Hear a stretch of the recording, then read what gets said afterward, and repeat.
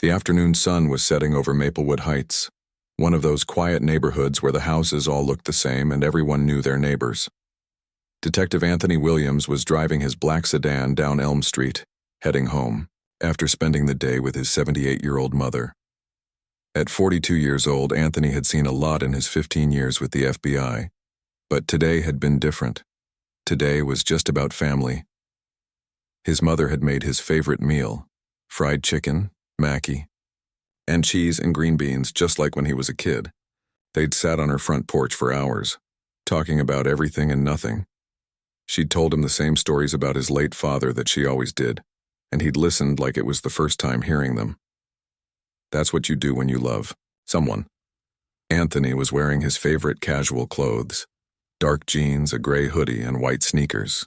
He'd left his FBI badge and gun locked in his car's glove compartment, like he always did when visiting family. No need to bring work into those precious moments with Mom. His phone sat in the cup holder, playing some old-school R&B music quietly.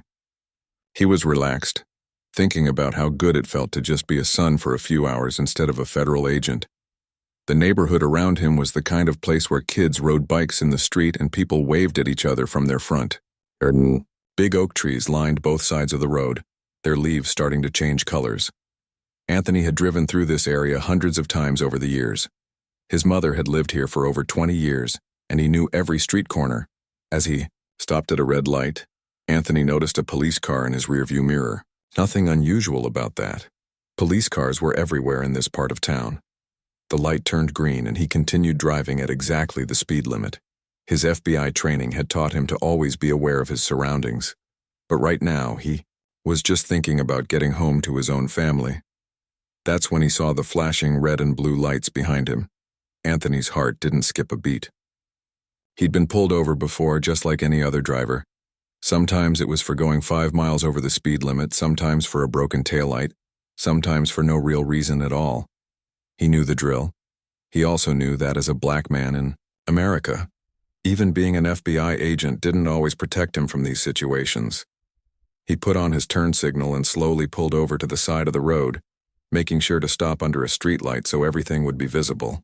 His hands went to the steering wheel at 10 and 2 o'clock, just like his father had taught him when he was 16. Always keep your hands where they can see them, his dad had said. Don't give them any reason to be scared. Anthony turned off his music and rolled down his window halfway. He could see the police officer getting out of his car in the side mirror. The officer was a white man, probably in his 30s, with short brown hair and a serious expression. His name tag read Stevens, but Anthony couldn't see his first name from this distance. The officer walked up to Anthony's car with confident steps, his hand resting on his belt near his radio. Anthony had seen this walk before. It was the walk of someone who was used to being in control, someone who expected to be listened to without question. "Evening, officer," Anthony said politely, when the man reached his window. "How can I help?" "You?" Officer Stevens looked down at Anthony with cold eyes. "License and registration," he said without any greeting or explanation. "Of course," Anthony replied calmly. "Can you tell me why you stopped me?" "I was driving the speed limit and following all traffic laws." That's when Anthony noticed something change in the officer's face. It was subtle, but after 15 years of reading people as an FBI agent, he could see it. The officer's jaw tightened, his eyes narrowed slightly, and his posture became more aggressive. "I don't need to explain anything to you," Stevens said, his voice getting louder. "Just give me your license and registration. Now." Anthony felt that familiar feeling in his stomach, the one he'd felt too many times before. He recognized what was happening here. This wasn't about a traffic violation. This was about something else entirely. "I understand, officer," Anthony said, keeping his voice steady and respectful. "I'm just going to reach into my back pocket. For my wallet, okay? I'm letting you know what I'm doing so there's no confusion." As Anthony slowly reached toward his back pocket, Officer Stevens suddenly stepped back and put his hand on his weapon. "Don't you move," Stevens shouted. "Keep your hands where I can see them." Anthony immediately froze and put both hands back on the steering wheel. His heart was beating faster now, but his FBI training kicked in. "Stay calm," Don't escalate. Document everything. Survive the encounter. Officer, I was just reaching for my wallet like you asked, Anthony said quietly. My license is in there. Get out of the car, Stevens ordered, his hand still hovering near his gun. Right now. Anthony could see that this situation was going downhill fast. He'd been in enough dangerous situations in his FBI career to know when things were about to get worse. But he also knew that arguing with an aggressive police officer on the side of the road wasn't going to help anyone. I'm going to step out of the car now, Anthony said clearly, making sure his voice was loud enough for any cameras or recording devices to pick up. I'm moving slowly and keeping my hands visible. As Anthony opened his car door and stepped out, he could see Stevens calling for backup on his radio. That made Anthony's stomach drop. If this officer was calling for help, it meant he was planning to escalate this situation even further. Standing on the sidewalk under the street light, Anthony looked around and noticed something that gave him a small bit of hope. There were security cameras on several of the houses nearby. Whatever happened, next would be recorded. Officer Stevens was now standing about 10 feet away from Anthony, still with his hand near his weapon. Other neighbors were starting to come out of their houses to see what was happening. Anthony could see curtains moving in windows and people standing on their front porches. Turn around and put your hands on the car, Stevens ordered. Anthony complied, placing his palms flat on the roof of his sedan. He could feel the cool metal under his hands and hear the sounds of the neighborhood around him. Dogs barking, a lawnmower in the distance, kids playing somewhere nearby. Normal life continuing while his own life was being turned upside down. I'm a federal agent, Anthony said calmly, loud enough for everyone to hear. My badge and identification are in my car's glove compartment. Officer Stevens let out a harsh laugh that made Anthony's blood run cold. Yeah, right, Stevens said with obvious disbelief and mockery in his voice. And I suppose you're going to tell me you're some kind of war hero too. Anthony closed his eyes for a moment and took a deep breath. He'd hoped that identifying himself would de-escalate the situation, but instead it seemed to be making things worse. This officer didn't believe him, didn't respect him, and clearly had already made up his mind about who Anthony was based on nothing more than the color of his skin. The sound of approaching sirens filled the air, and Anthony knew that in just a few minutes this quiet evening was about to become something much more complicated. The sound of sirens was getting closer, and Anthony could feel his heart beating faster. He stood there with his hands on his car, watching Officer Stevens pace back and forth behind him like a caged animal. The whole situation felt surreal. Just 20 minutes ago he'd been hugging his mother goodbye, and now he was being treated like a criminal. I told you to stay still, Stevens barked when Anthony shifted his weight slightly. The officer's voice was getting more aggressive by the minute, and Anthony could tell he was working himself up into something dangerous. More neighbors were coming out of their houses now. An elderly woman across the street was standing on her porch with her phone in her hand, clearly recording everything. A young father had stepped out of his garage where he'd been working on his car, wiping his hands on a rag as he watched the scene unfold. Even some kids had stopped playing basketball in a nearby driveway to stare. Anthony knew that all these witnesses could help him later, but right now he was worried about what Stevens might do with an audience watching. Some officers got better when people were watching. Others got worse. Officer Stevens, Anthony said, reading the name tag he could now see clearly. I want to cooperate with you completely, but I need you to understand that I'm a federal agent with the FBI.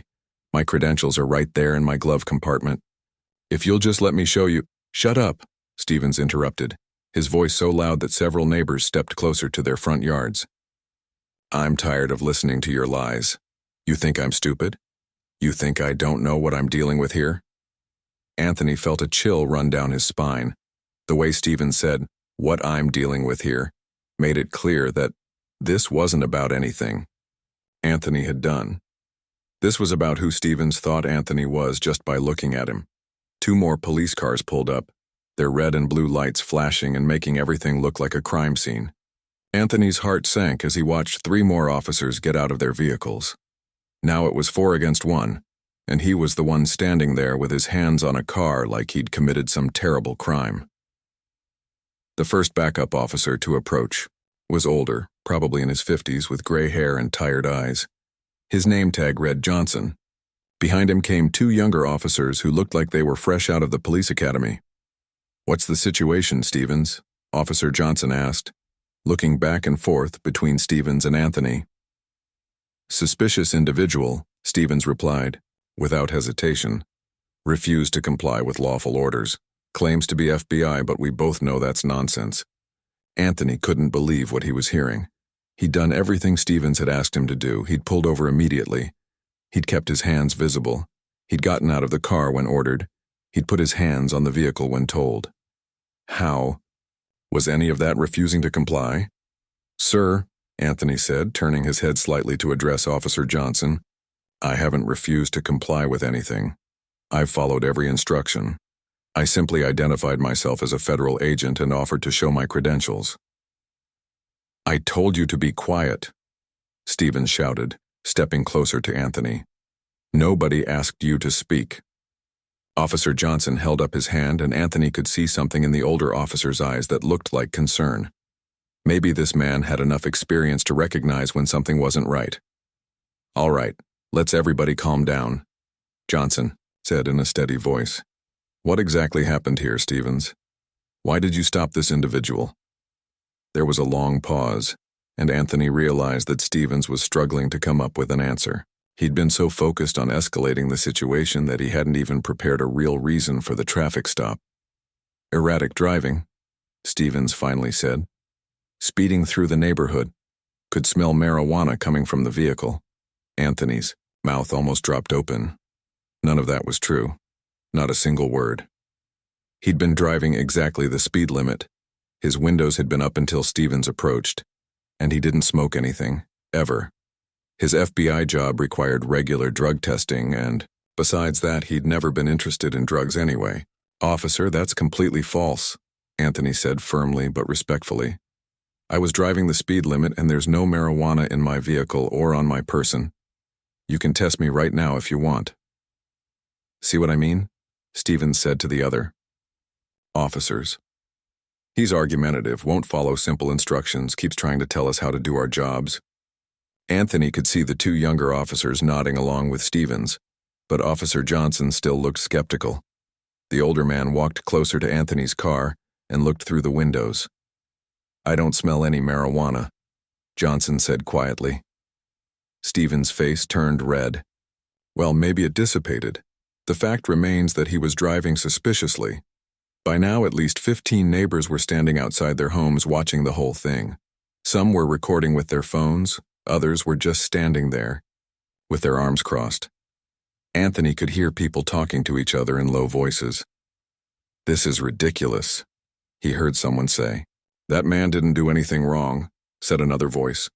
"Why do they need 4 officers for one person?" asked someone else. The growing crowd seemed to make Stevens even more agitated. He kept looking around at all the watching faces, and Anthony could tell he was feeling the pressure. "We need to search his vehicle," Stevens announced suddenly.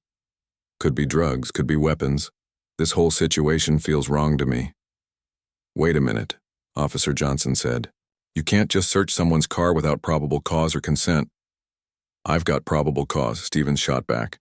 "Erratic driving, suspicious behavior, possible drug activity." Anthony knew he was watching Stevens dig himself deeper into a hole, but he also knew how dangerous this was becoming. If Stevens was willing to lie about why he stopped him, what else was he willing to lie about? "Officer Johnson," Anthony said, making sure his voice was calm and clear. "I'm going to say this one more time, loud enough for everyone here to witness. My name is Anthony Williams. I'm a 15-year veteran of the Federal Bureau of Investigation. My badge, gun, and credentials are locked in the glove compartment of this vehicle. I've committed no crime.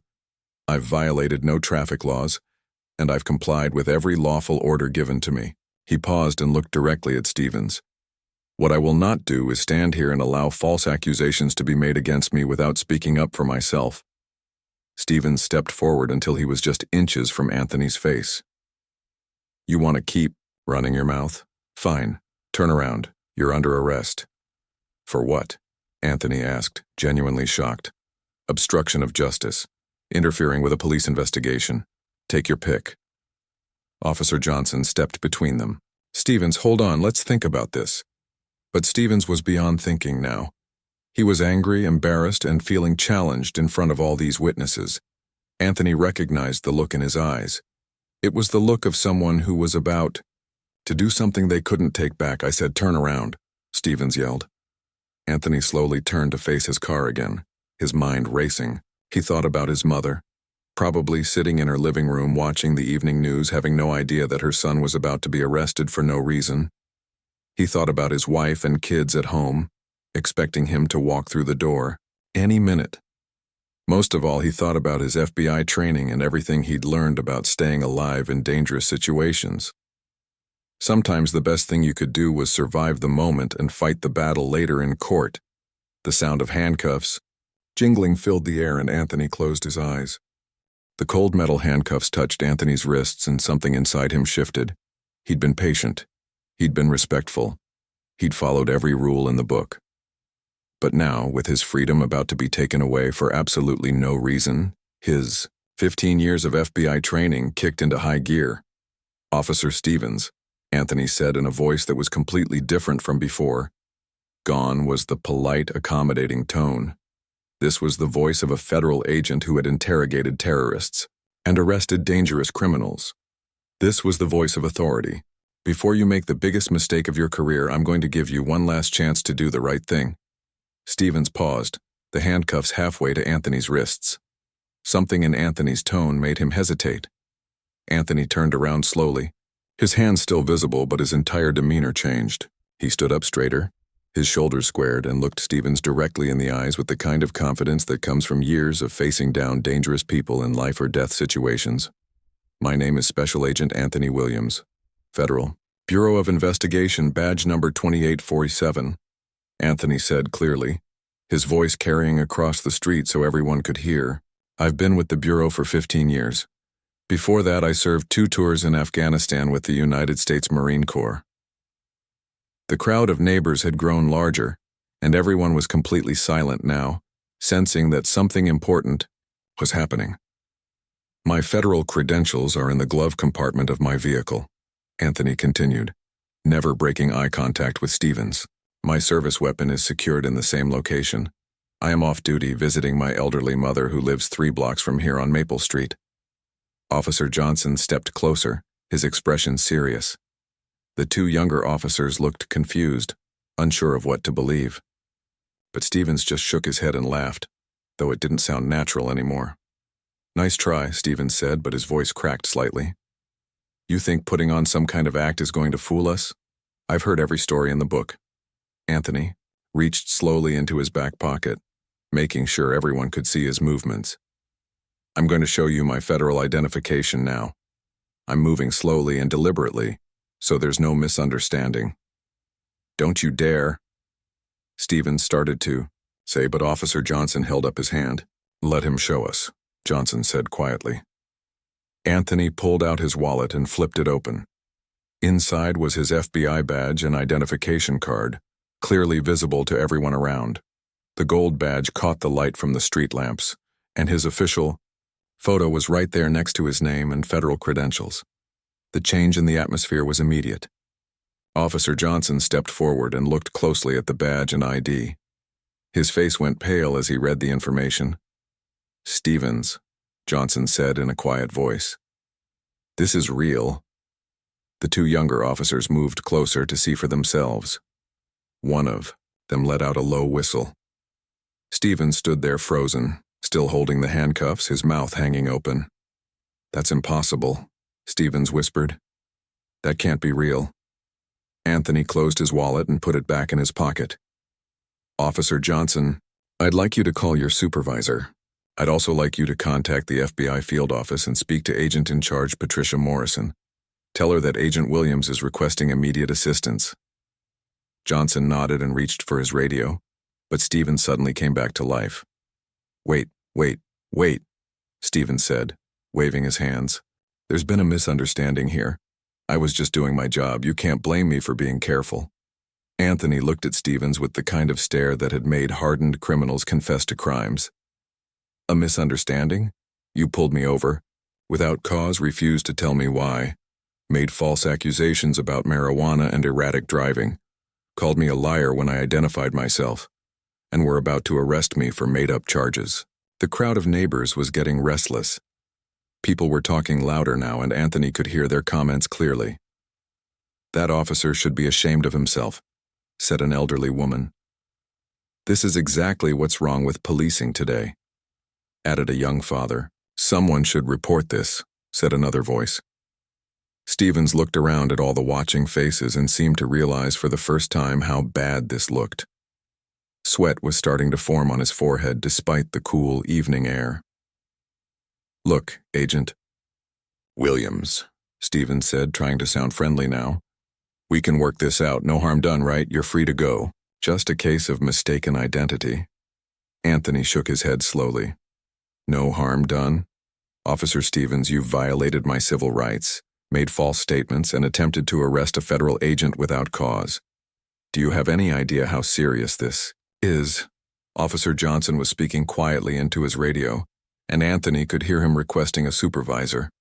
The two younger officers had stepped back, clearly not wanting to be associated with what Stevens had done. "I want to see the dash cam footage from your patrol car," Anthony said to Stevens. "I also want copies of any radio communications you made tonight, and I want the names and badge numbers of every officer present." Stevens was starting to panic now. "Agent Williams, sir, please. I made a mistake. Can't we just forget about this? I mean, you're okay, nothing bad happened." "Nothing bad happened," Anthony's voice rose slightly. "You humiliated me in front of my mother's neighbors. You treated me like a criminal. You were ready to put me in handcuffs and take me to jail, and for what? For driving while black in a nice neighborhood?" The words hung in the air, and everyone knew they were true. Several neighbors nodded their heads, and Anthony could see people recording everything on their phones. A new police car pulled up, this one with supervisor markings. A woman in uniform got out, and Anthony could see from her stripes that she was a sergeant. She walked over to Officer Johnson first. "What's the situation here?" she asked. Johnson quickly explained what had happened, and Anthony watched the sergeant's expression change from confusion to concern to outright alarm. The sergeant walked over to Anthony. "Agent Williams, I'm Sergeant Martinez." "I understand. There's been an incident here tonight." "Yes, ma'am," Anthony replied respectfully. "Your Officer Stevens pulled me over without cause, made false accusations, and attempted to arrest me when I identified myself as a federal agent." Sergeant Martinez looked at Stevens, who was standing there looking like he wanted to disappear into the ground. "Stevens, is this true?" she asked. Stevens opened his mouth, but no words came out. He looked around desperately, as if hoping someone would help him, but the other officers were all staring at the ground. I thought—" "He seemed suspicious," Stevens finally stammered. "Suspicious how?" Martinez asked sharply. Stevens couldn't answer. Everyone there knew the truth. Anthony had seemed suspicious to Stevens for one reason only, and it had nothing to do with anything he'd done wrong. Anthony reached into his car and opened the glove compartment, pulling out his service weapon in its holster and his official FBI credentials.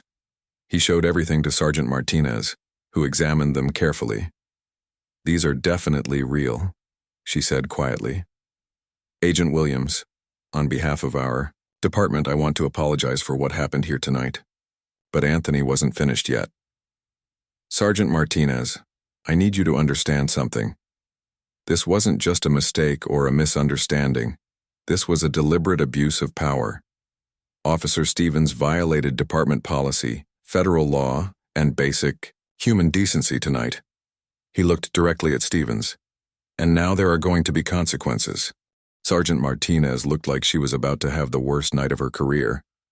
She kept glancing between Anthony's federal credentials and Officer Stevens, who was now sweating profusely and shifting from foot to foot like a kid caught stealing candy. "Agent Williams," Martinez said carefully, "I need to make some phone calls. This situation is way above my pay grade." Anthony nodded.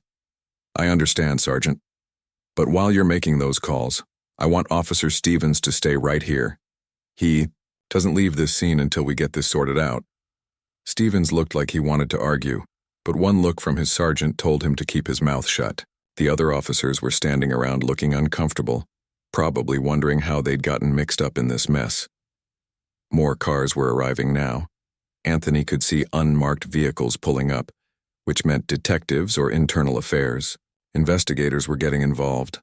One car had government plates, and Anthony felt a wave of relief wash over him. That meant the FBI field office had been contacted. A tall black woman in a sharp business suit got out of the government car and walked straight toward Anthony. He recognized her immediately.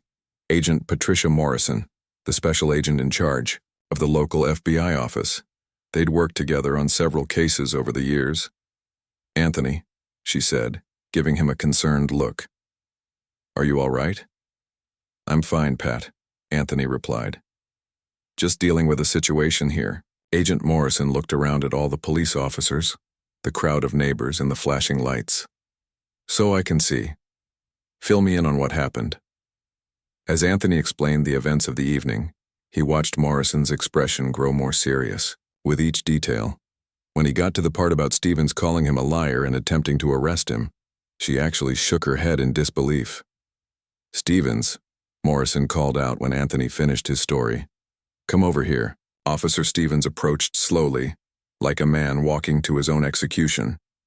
Martinez followed behind him, looking equally nervous. "Officer Stevens," Morrison said in the kind of voice that could freeze water, "do you realize that you just violated multiple federal laws tonight?" Stevens opened his mouth, but Morrison held up her hand. "Don't answer that yet. First, I want you to listen carefully to what I'm about to tell you.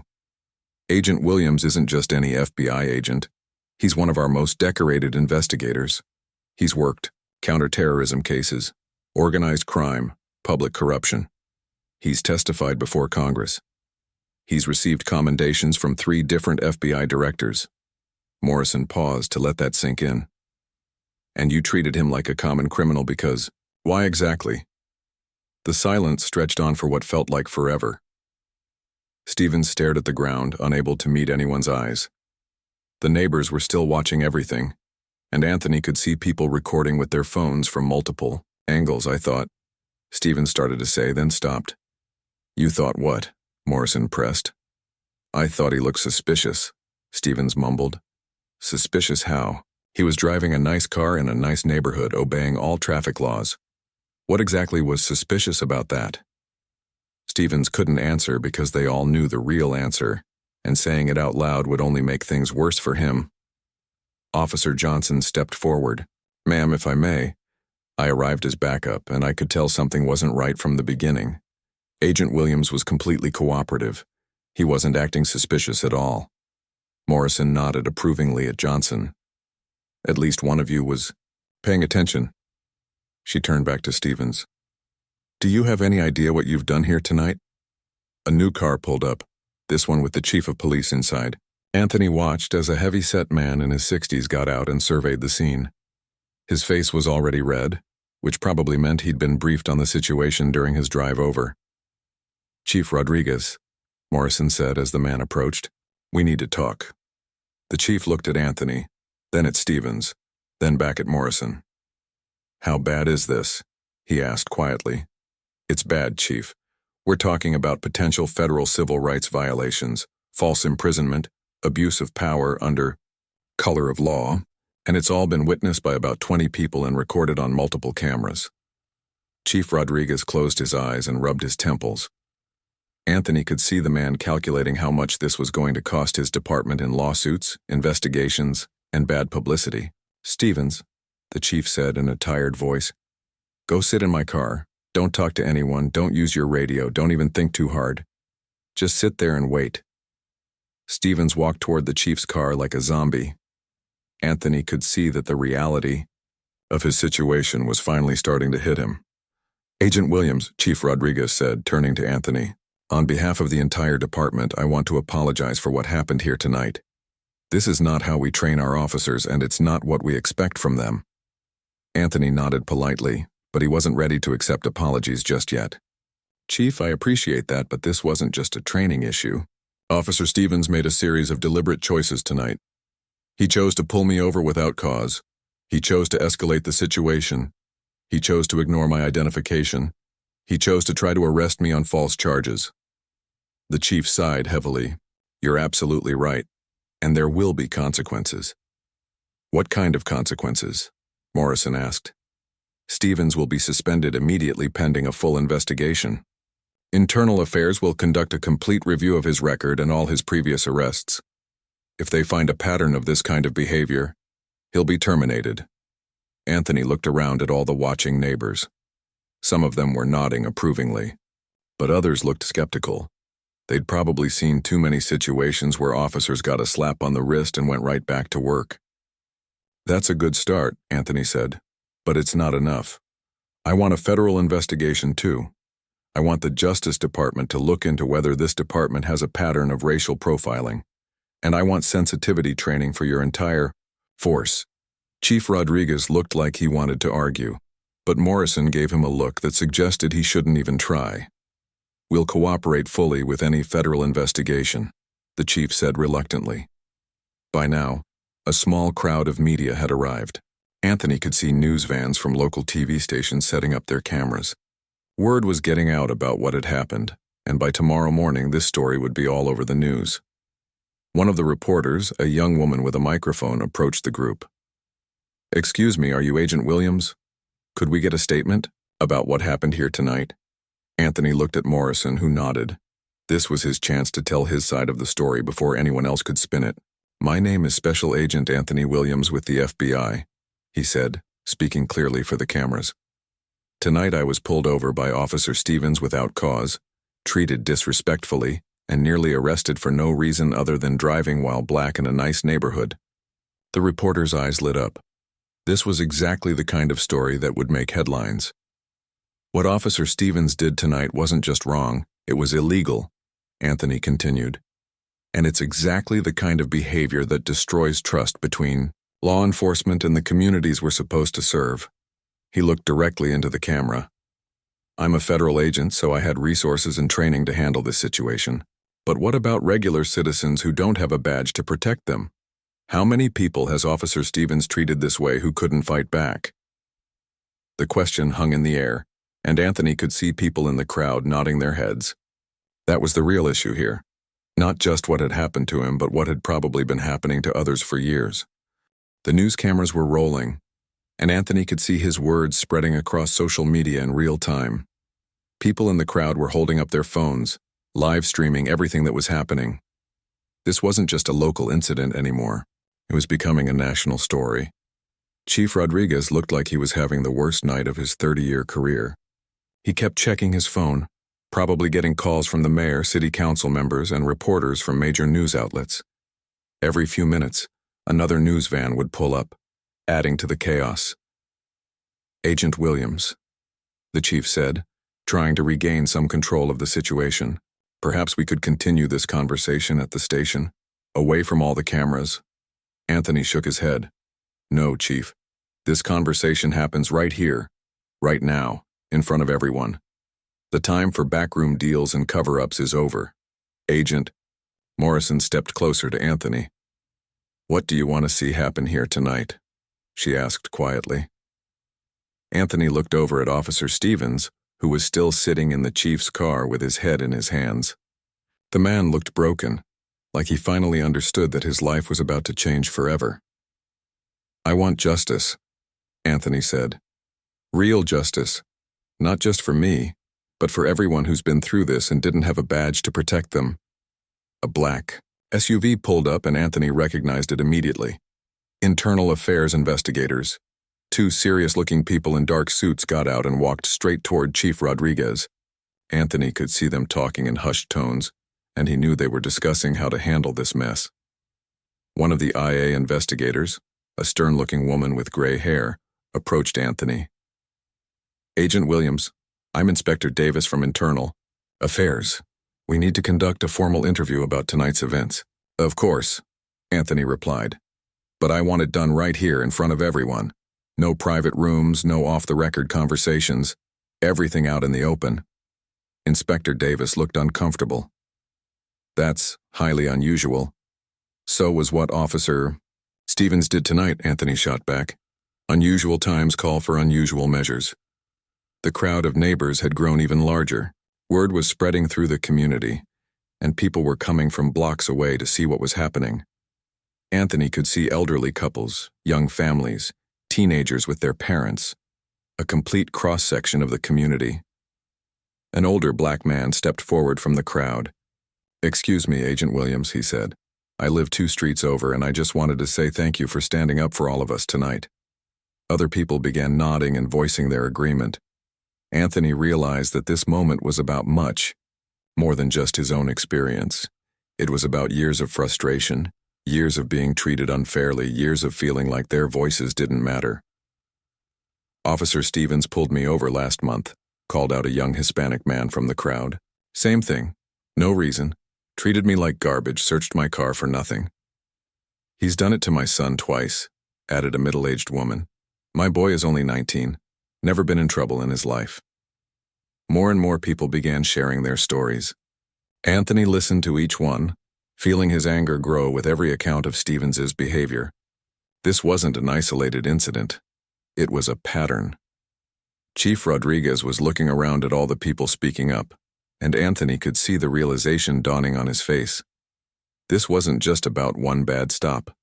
This was about a systemic problem in his department. Inspector Davis was taking notes furiously, writing down every complaint being voiced by the community members. She looked overwhelmed by the sheer number of people coming forward. "Chief Rodriguez," Anthony said loudly enough for everyone to hear, "are you listening to this? Are you hearing what your officer has been doing to the people in this community?" The chief nodded slowly. "I'm hearing it, Agent Williams, and I'm going to do something about it." "What exactly are you going to do?" asked the elderly black man who had spoken earlier. Chief Rodriguez looked around at all the faces staring at him expectantly. The news cameras were still rolling, and he knew that whatever he said next would be broadcast across the country. "Officer Stevens will be terminated immediately," the chief announced. "Not suspended, fired, effective tonight." The crowd murmured approvingly, but Anthony held up his hand. "That's still not enough, Chief. What about all the other people he's mistreated? What about the cases that need to be reviewed?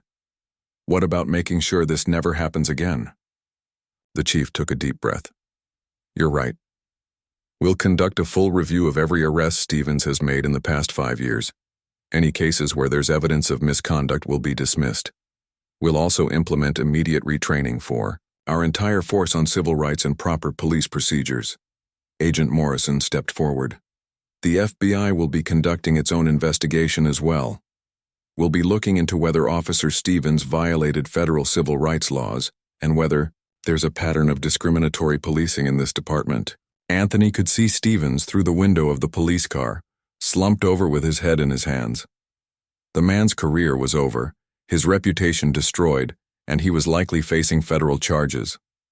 But Anthony didn't feel satisfaction. He felt sad that it had come to this. "Officer Stevens," Anthony called out, "come over here." Stevens slowly got out of the car and walked toward the group like a man heading to his execution. His face was pale and his hands were shaking. "Look at me," Anthony said when Stevens reached them. Stevens reluctantly raised his eyes to meet Anthony's gaze. "Do you understand what you did tonight?" Anthony asked. "Do you understand that you didn't just hurt me? You hurt everyone in this community who looks like me?" Stevens nodded, tears starting to form in his eyes. I'm sorry," he whispered. "I don't know what I was thinking." "You weren't thinking," Anthony replied. "You were reacting based on your prejudices and assumptions. You saw a black man in a nice car and decided I didn't belong here." The crowd was completely silent now, everyone hanging on every word. "But here's what I want you to understand," Anthony continued. "This moment, right here, right now, this is your chance to learn something. Your career in law enforcement is over, but your life isn't. You can choose to be bitter about what happened, or you can choose to grow from it." Stevens looked confused. "What do you mean?" "I mean you can spend the rest of your life blaming everyone else for your mistakes, or you can use this experience to become a better person. You can speak out against the kind of behavior you showed tonight. You can help train other officers not to make the same mistakes you made. Anthony looked around at the crowd, then back at Stevens. The choice is yours. You can be remembered as just another bad cop who got caught, or you can be remembered as someone who learned from his mistakes and tried to make things better. Stevens stood there for a long moment, processing Anthony's words. Finally, he spoke in a voice barely above a whisper. "I want to do better," he said. "I want to learn. I want to make this right somehow." Anthony nodded. "Then start by being honest about what you did. Don't make excuses. Don't blame your training or your department or anything else. Take responsibility for your actions and commit to being better." The crowd began to disperse slowly, people heading back to their homes with a lot to think about. The news crews were packing up their equipment, already working on their stories for the morning broadcasts. As Anthony finally got back into his car to drive home, he thought about his mother, probably wondering why it had taken him so long to get home from her house. He thought about his wife and kids who would see this story on the news tomorrow. Most of all, he thought about the conversation he'd just had with Stevens, and whether one man's moment of grace could really make a difference. In a broken system, only time would tell.